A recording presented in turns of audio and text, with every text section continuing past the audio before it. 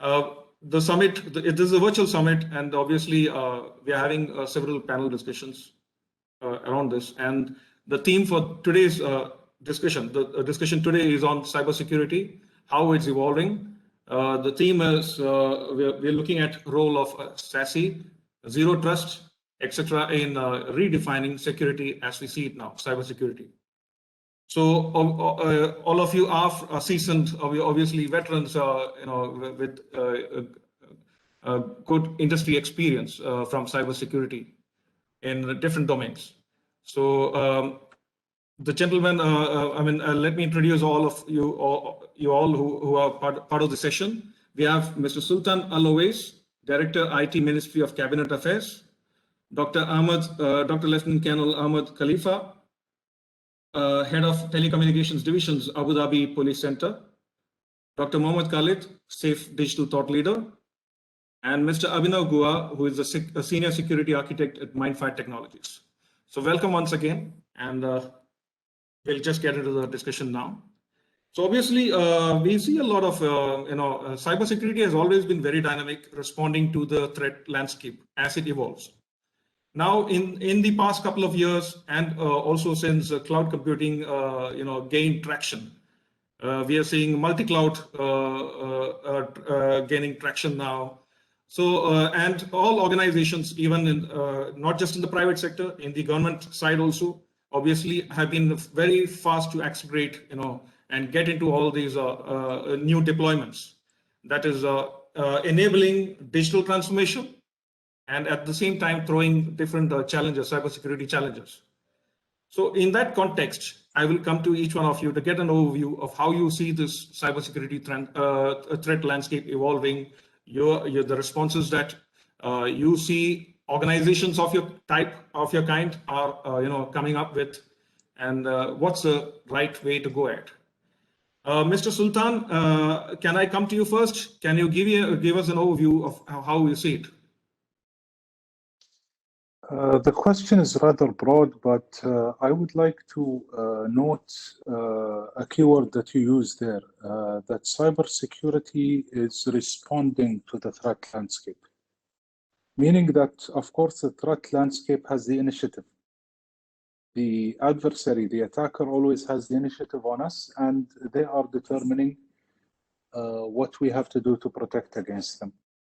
Second point I'd like to raise directly from what you mentioned is the concept of cloud, multi-cloud, or whatever nomenclature we want to use. These are terms of trade in how we organize our IT in organizations. If anyone remembers the early 2000s, there was no corporate IT, it was all the cloud. And now that we've come full circle and bandwidth is cheaper than compute again, we are again moving to a model where we are hosting the systems, the information and their controls outside of our immediate physical control. The development is quite rapid in that we have more agility today adopting cloud technology to basically get the job done for organizations, talking from an IT standpoint. That does, however, allow for a myriad of new weaknesses and configuration mistakes that are completely within our remit as organizations to do. And if it's so much easier and so much faster, then it's easier and faster to make these mistakes, necessitating a different way of prioritizing our controls in order to prevent these cyber attacks, which is, I believe, where we are being led to the emergent product categories of SASE, Zero Trust Network Architectures, and XDR. Eventually, though, from my opinion, these are extensions to what we should have been doing all along, just that with a cloud-based IT environment rather than a limited service, limited scope, limited exposure, and limited utility corporate IT environment, we had an easier job to protect our resources from many of the threat vectors because our networks were only marginally reachable by outside attackers. Now, with everything in the cloud and everything being so dynamic, so changeable, and so fast and easy to spin up and spin down workloads, we have a different set of priorities to concern ourselves about, and a different set of controls take precedent. I don't know if that answers your question in a meaningful way. It is extensive, obviously. Yes, more or less. Thank you so much. I would like to move to Dr. Hamad. If you can share your perspectives of the landscape as you see it, the challenges. Assalamu alaikum wa rahmatullahi wa barakatuh. Thank you, Ryan and Shamadid, for this wonderful event and invitation that comes across my email to be part of this successful event. And looking to share the knowledge and experience that I do have in cybersecurity with among other speakers, Dr. Mohammad, Khaled, Sultan, and Abhinav as well. So welcome everybody, and going back to your point, Ryan, the security, cybersecurity landscape that we are facing in our government entities. I believe that since the pandemic started, most of the work has been done remotely, and with the initiatives that the government are pushing through all the government and the federal entities to move into digital transformation services and procedures, I guess the number of cyber attacks and cyber security increased a lot since so many people and entities are using cloud services. So we need to have some trust among all the service providers that are providing cloud services. This is new technology that we are facing, but going back and talking about cybersecurity, this is another new technologies that we are facing. It has its good and bad side. And I guess most of the people should know the knowledge on how to deal with the cybersecurity. What kind of sensitive informations and information security as well, in terms of cybersecurity, how they are protecting themselves and their information and their entities and organization procedures and services. Lately, we have seen the new formation for the UAE government for establishing the Council of Cybersecurity, and the head of this council, Dr. Mohammad Al-Kuwaiti. And lately, State of Israel is one of the famous countries and governments in cybersecurity expertise and professionals. There are so many events and agreements have been signed between the cybersecurity companies back in Israel with United Arab Emirates. And as I said, since we are moving into the digital era, this is the future that we are looking for, Narayan. The future of our customers and our services is to protect them and make our services and procedures are easy to accessible from everywhere and anytime. Thank you, Dr. Ahmed. Mr. Khaled, you there? Khaled? I could see him driving, so I'm not sure if he's. So in the meantime, I will move to Mr. Abhinav. Abhinav, Khaled, you there? Yeah. Hi. Yeah. So Mr. Khaled, do you want to go ahead? Go, Abhinav. Go ahead. All right, sure. So I'll address both of the speakers here. Once again, thank you so much for having me. It's an absolute pleasure. So coming back to the point about cybersecurity being sort of reactive and the play still being very much in the offensive hands and at the hands of the adversary, whereas security is kind of second nature and we do it as an afterthought. This rings absolutely true, and we see this with the rise of certifications as well. So we see that the offensive side of things are kind of lopsided. So the skill set that comes along with offensive security and ethical hacking or unethical hacking, as you like, is kind of lopsided as compared to the defensive side of things and incident response and digital forensics. They're still very much as part of the same ecosystem, very much part of the same umbrella. However, we do see that the offensive side of security is more, let's say, interesting or something that we see more often in terms of skills development. So that's kind of one of the reasons I feel like that the defensive side of things is a bit reactive, because that's where the focus is going, and it's kind of a subset. Like if you have really good offensive capabilities and you're a really good technician, analytical mind engineer, so have you, who really understands in depth about the entire life cycle, the attack life cycle, be it MITRE or the kill chain, so on and so forth. If you exactly understand the offensive capabilities, you are definitely better equipped to defend those threats as well. And coming back again to the point about the Cybersecurity Council in UAE, this is again something really interesting that's, as far as I'm aware, is very well done within the UAE as compared to the rest of the nations as well in the last 5 or 6 years. Coming back to the consulting part of things and how the development of skill set has happened from a nation perspective, and focusing on 5 different pillars of cybersecurity maturity, establishing a council, first and foremost, having a vibrant cybersecurity ecosystem, vibrant partnerships, investing in universities and research for cybersecurity, protecting the critical infrastructure, having incident response plans. So these are the 5 main things that governments across the world are kind of focusing on. The leading government entities across the world are focusing on to secure their posture, this cybersecurity initiatives within the bounds of the nation. And UAE, with their initial 2019, I believe, was the one that was put forth by TRA, if I'm not mistaken, TDRA currently. So this is very much in the works, and UAE is doing really well in terms of being a proponent for the shift towards cybersecurity. So that's my take on it. Yeah, thank you. Thank you, Abhinav. Can we hear you, Mr. Khaled? Dr. Khaled, on this? Yeah. Yes.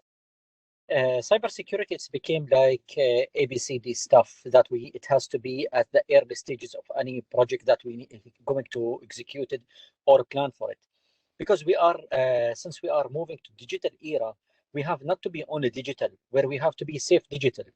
Cybersecurity, it must be coming from the policy and procedure of the digital transformation, and let's elaborate it with it, and part of it as well. It's not matter of collaborations between the digital transformation or cyber. The minute we are planning for going for the integrations between the IT, OT, going to apply digitals, automation, cyber, it has to be from the early stages, even before we are starting the digital journey. Because in the digital journey, it's based on the one thing, which is the process. My process, my starting point, it has the ending point in my process. But where is my ending process? It is the beginning of the process of the other party or the other system or other integrations or other entities. So here we have to be make sure about the security perspective, because I'm sure about my, I can guarantee my system, okay, or the maximum level of security. But the other party of systems, I cannot guarantee it, especially once it's coming from third party or from different entity. So here why seeing it, we don't want to go just take a cyber as a standalone or as a challenge, where it is became a challenge once it's coming to the safe digital. Thank you, Dr. Khaled. So obviously we got several different perspectives on the threat landscape. So the cyber criminals have been very busy. You've heard of those ransomware attacks in recent times as well. So what are the kind of typical cyber attacks seen in the recent past over the year in the region? If I can, Mr. Sultan, would you want to offer your perspective on this? Typical attacks.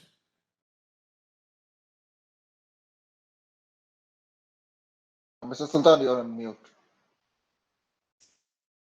Quite apologetic for that. I don't have any, direct knowledge of attacks that happened more than what is in the news, but I believe that one large energy company in the region has recently been in the news with a cyber extortion incident. That same organization is a good case study because they have been completely breached by pseudo ransomware and disk wipers before, and they also happen to be probably the biggest company in the world, namely Aramco. So they have a very big target on their backs if we compare them to similar organizations. I think that it might be useful to look at ransomware again, and ladies and gentlemen, you will of course excuse me for always taking the macro level rather than talking about the state level or the individual organization level. Macro level is enough. Yeah. I just want to know the kind of attacks. Yeah. On the absolute macro level, I think it's become very clear recently with all the ransomware attacks that the traditional model of protecting organizations, which you know is the castle model, or where you have a moat and everything outside the moat is considered bad, and everything inside you can trust and can have extensive access. That model has not been very successful. Ransomware is only successful because it is quite trivial once you are inside the organization with sufficient privileges on one host to penetrate all hosts. So the meaning of this is that due to deep flaws in the way that our operating systems and trust architectures work within organizations, it is similar to an egg. There is a shell on the outside that's not that hard to crack, and once you are inside, everything is absolutely liquid. Ransomware is just one way of exploiting, complete compromise of an organization. Another one is, those disk wipe attacks of the 2014 onwards, let's say. All of these are going into the direction that once an attacker is in the organization for whatever reason, for reasons of sabotage, espionage, extortion, or straightforward blackmail, they have free reign. The technologies that we utilize in organizations today allow that. And it would be negligent of us not to acknowledge that our technology stacks that we rely on for corporate IT within organizations, within my organization and Dr. Mohammad Khaled's and Dr. Hamad's, and all of these similar organizations rely on permissive software. That permissive software is deeply vulnerable, and that is why we have been focusing on prevention as a sovereign control over the last decade. Prevention, of course, complete prevention not being possible. We then shifted to focusing on detection and giving up on protection completely. The problem is that the compromises are so complete that by the time we detect them, it's already too late. Therefore, we remembered about protection again, and we are penduluming in that direction. However, the general theme of attacks in the landscape today seems to be that once they got a password, or the adversary got a VPN tunnel, or they got one machine out of 50,000, or they got an upstream supply chain vulnerability into your organization, it seems to be all over, which makes us wonder what happened to the defense in depth that we wanted to apply a few years ago. Okay. Thank you. So you raised some questions, obviously. Yeah, thank you. Dr. Ahmad, how do you think? These new responses these new frameworks that have come up, SASE, Zero Trust, are all are capable of taking on these challenges, session by session permissions to access. Do you think that is the answer going forward?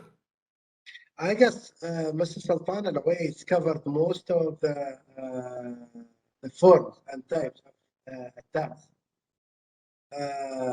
There might be always a new attack that we have no idea of. And there is always something new. Those bad guys are working 24/7. If we as a law enforcement working 100% to protect our assets and our information, those guys are working 110% to be always ahead of us. And this is how it goes in the IT world, I would say. Going back to your question, Ryan, can you repeat it again or just give me, summarize it for me? So I know my question is, the kind of challenges that we have, yes. that we have, and are the responses now the changes with SASE, zero trust, and all coming in? Are they good enough to take on these cybersecurity challenges? Are we on the right path? Are we on the right path? I guess yes, we are on the right. We are on the right path, and we are working hard. I guess the private sectors and the government sectors are always cooperating and dealing and protecting their information and assets and so many levels, from C-level or the top management level, all the way down to if we go to a physical level in the network environment. But the challenges that we are facing, I would say the ignorance from the user themselves. Because you do have the knowledge, you do have the procedures, you do have the rules, you do have the laws, and there is always somebody who would break the law and break the rules to get something in return.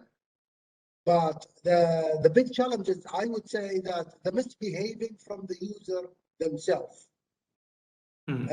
Then we have to get another path in dealing with the misbehaving from the users, either inside of misbehaving in the information security, in the cyber security itself, or even more deeply in the behavior of the user itself inside the entities or the organization.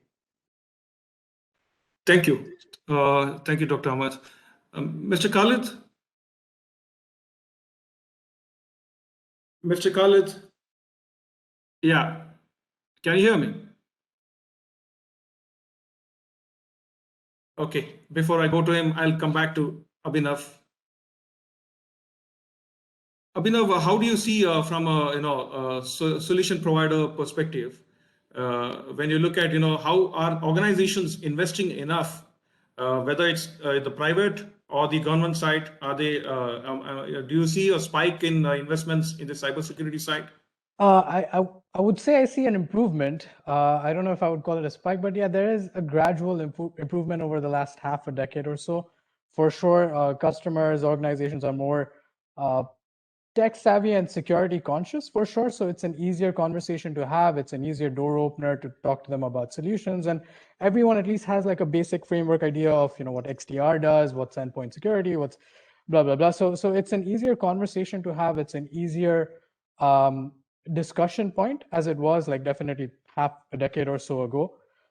With that said, however, like, is there room for improvement? Of course, like my opinions are biased. I'm from a security background, so it's always going to be room for more in terms of investment, and not just in terms of investment in technology, but also from the services side of things, audits, consulting frameworks, gap analyses, compromise assessments, you name it. So there's a lot of room for not just investing in technology. Sure, XDR is great and SASE is awesome to have, integrated with your public and private clouds and so on and so forth. So technology is amazing, no doubt.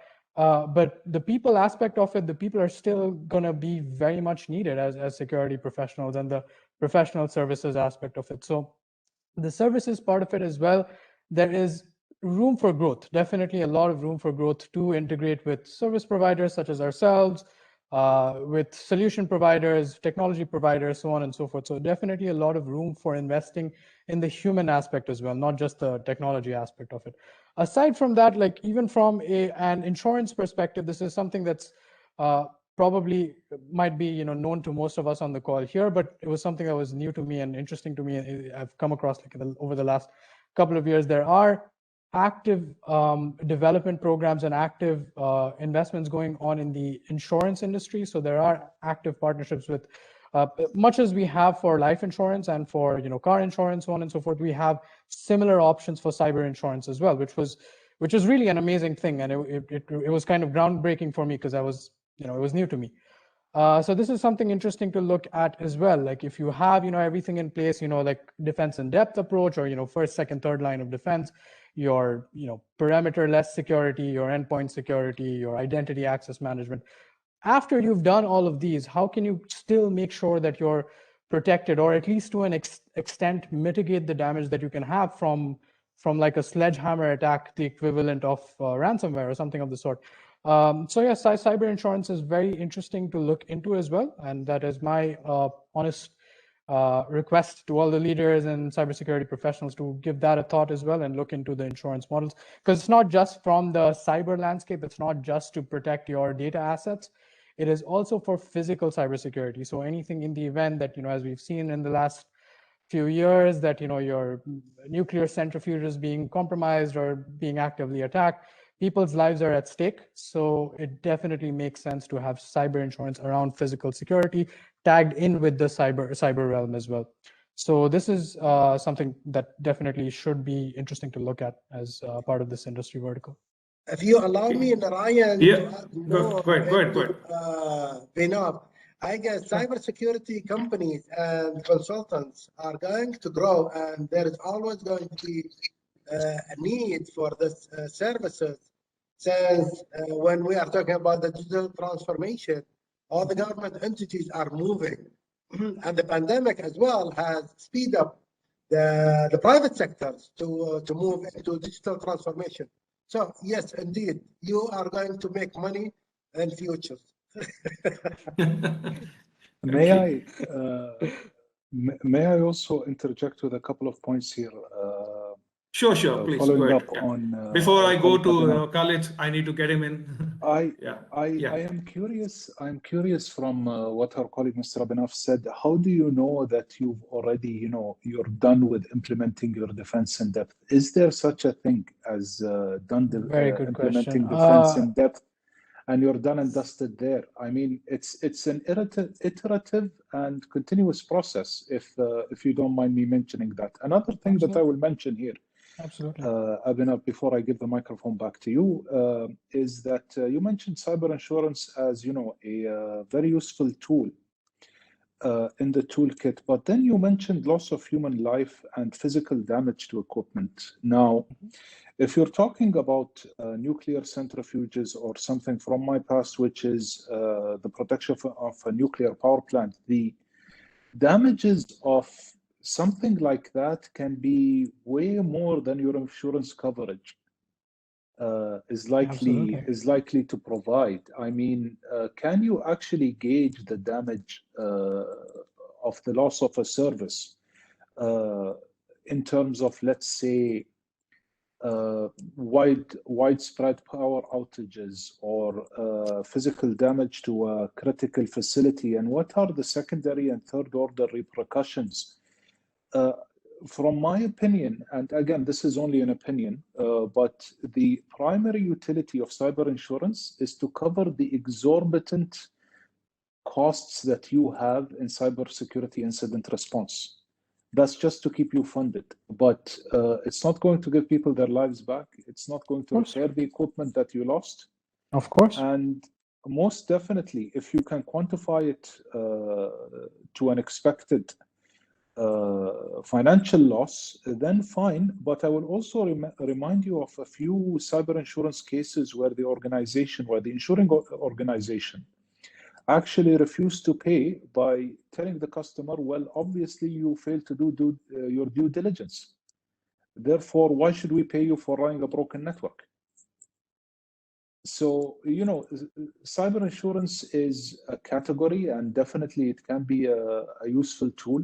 And by the way, so are SASE, ZTNA, and XDR. These are just tools in a tool set. They're not a solution to anything.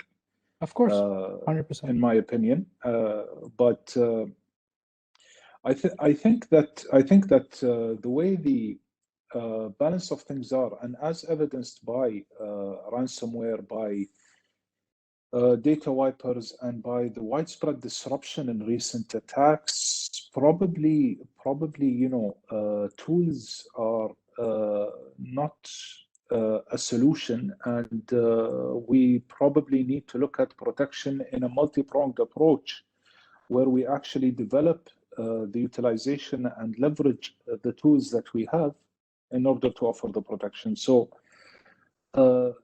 not against something that you said, just trying to put it into context. And Absolutely. I would love to hear your response to this, Abhinav, because I'm really thank you. really I impressed by appreciate the way it. that you phrased it in the beginning. Thank you so much. Thank you so much. So Thanks, Abhinav. Just a second. I need to get to Khaled also. So obviously, Sure. we are not in. So if you don't mind, let me hear his views also, and then you can respond to that. Sure. Yeah. Okay. Dr. Khaled, how have you've been speaking about, I've seen your presentations on cyber resilience. Yeah. But how do you see, when a lot, he mentioned, as Abhinav mentioned, about instance of, nuclear centrifuge. So traditional, infrastructure or critical infrastructure from other sectors, which are now being integrated into the IT side. So how do you see, what best practices do you think organizations need to look at? See, it's a very good question, very hard question, and at the same time, very easy to answer it. Because, each organization has its own approach and its own mechanism or methodology. What fit organization A does not fit the organization B. Even they are in the same domain, even they are in the same sector. Let's say the aviation system, or let's say the aviation sector. All right, what fit from airport A is different from what's fitting for the other airport. Even they are in the same region, even they are in the same country. So there is no right approach. There is no, let's say, the best approach. But there is what the best fit for the organization. Something, the other point, which is some people, they are starting from the organization structure. Some people, they say, okay, we want to build it. The OT team should be coming from the IT team, and the vice versa. Some, they telling I want the OT, I need people coming from the OT background in order to do it. But my opinion, as Mohammad Khaled, I'm saying the best approach is to, once we are doing for the OT implementation or critical infrastructure implementations, we should take it from the engineering level, because the engineering level from the operational technology, who built it, they know it, they know how the structure it's been done, and they take it forward. Number two, especially if you are doing the patching that we are doing on the IT system is totally different what we're gonna do it in the OT, because you're gonna find some system is outdated and not updated or being done with the patches or the update by itself. The five, for example, other example in telling you, which is what we are doing in IT is not fitting on the OT, and the approach is different from organization to other. If you put 5 password attempts, wrong password attempts in the IT network, okay, it's going to be successful. But if you do it in the OT network, it will lead to disaster. Might this disaster not lead to the recovery? What are my recommendations is should be coming from the engineering level, the design, and each organization has its own characteristic and its own criteria. Thank you, Dr. Khaled. Now, Abhinav, you could respond to Mr. Sultan's. Sure. Thank you, Mr. Sultan, for your points. I agree 100%. I noted down a couple of points that I suppose you wanted me to address. One was that in a defense in depth scenario, or what exactly is the end state of security, so to speak. And you mentioned that it is an iterative process. You're absolutely right. So there is no end state. It's not a binary question, right? It's not a 1 or a 0. It's not you're a compromised or not compromised. You are at risk. So that's at a spectrum. It's from 0 to infinity. So you're just closing the gap on those figures essentially. So from a defense in depth, like the basic things that you want to do is, like secure traffic coming into your network, which is, like we're on the call talking about SASE, and traditionally it was firewalls and something at a perimeter level. SASE isn't really perimeter level, it's perimeter less, regardless of where you're trying to access your assets from. So that's kind of like the first, in my opinion, the first line of defense, if you like.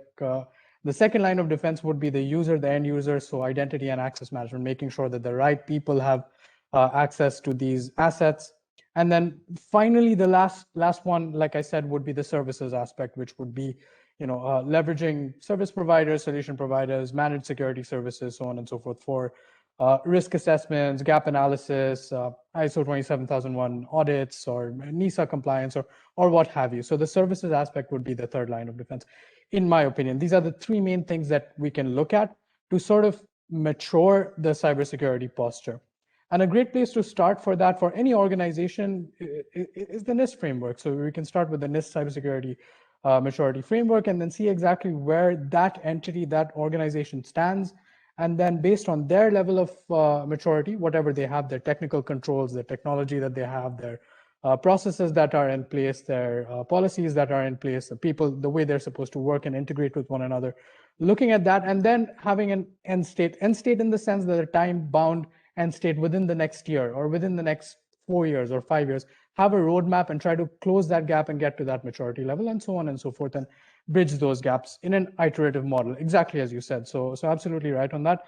And then the second point, I noted it down, forgive me, just let me pull that up. Insurance and cost of human life, right? So there's absolutely, the only reason I mentioned this insurance thing is just to let people, our viewers, know that this is something interesting that they can look into as well. By no means am I claiming to be any kind of background or any kind of expertise within the insurance side of things, and by no means am I trying to put a figure on a human life. So that's not my area of expertise.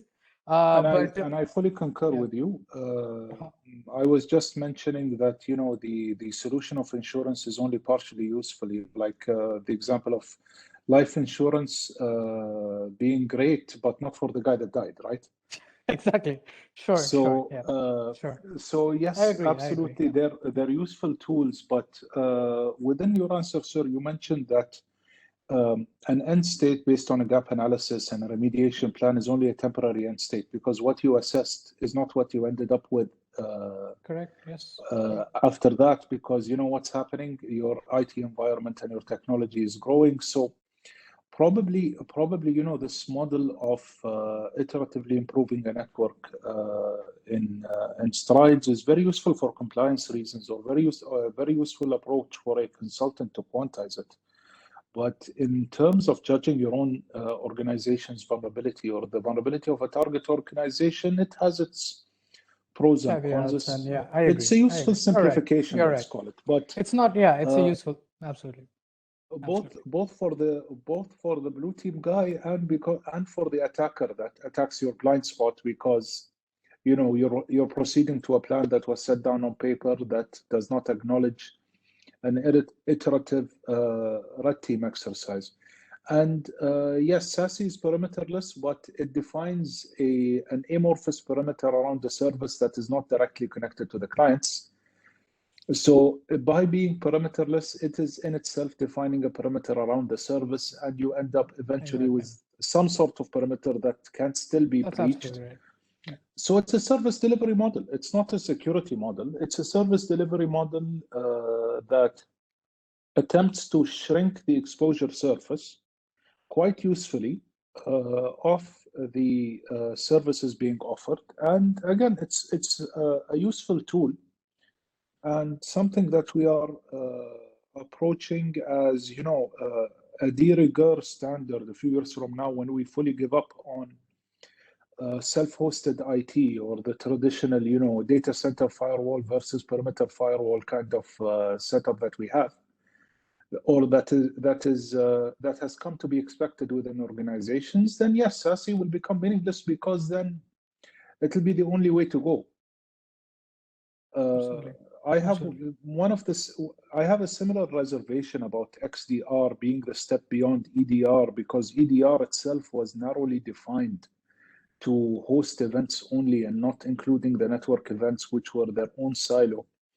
My reservation against these two, and again, let me be frank in saying that these are Gartner-created product categories for vendors to sell products, not cybersecurity approaches in the primary instance. My reservation is that these are narrow silos of services that are not integrative, meaning that the organization today ends up with 4 or 5 dozen security solutions in various states of implementation and various states of rollout, and they are expected to put 3 or 4 other dozen technologies on their roadmap, and nothing is ever actually fully leveraged in the average organization. It's just sunken cost in a lot of places, and in the experience, I believe in the experience of all of us here, we've seen a lot of bad investment in cybersecurity,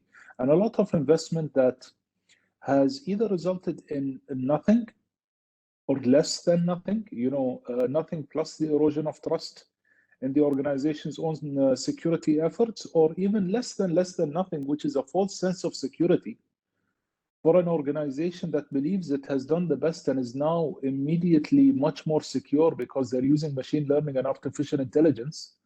And they think that they're okay, so why do they need to patch? But guess what happens next, right? Thank you. Even with patches, you sometimes end up being compromised thanks to supply chain attacks and such. So yeah, there's no end state. There is no end state. So thank you, gentlemen. I think we have already extended our session. So thank you all for taking the time out, and hopefully I should be seeing you all at the awards. Thank you.